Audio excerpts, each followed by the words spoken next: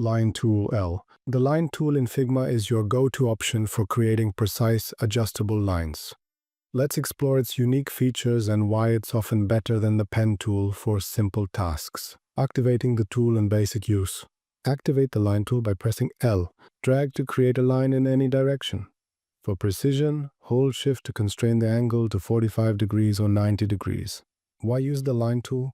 Why choose the line tool over the pen tool for simple lines? It's all about adjustability. Lines created with the line tool record their starting point, length, and angle, making them fully adjustable.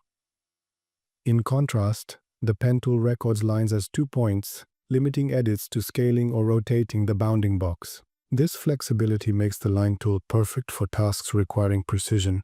Easily fine-tune length and angle to fit your design seamlessly.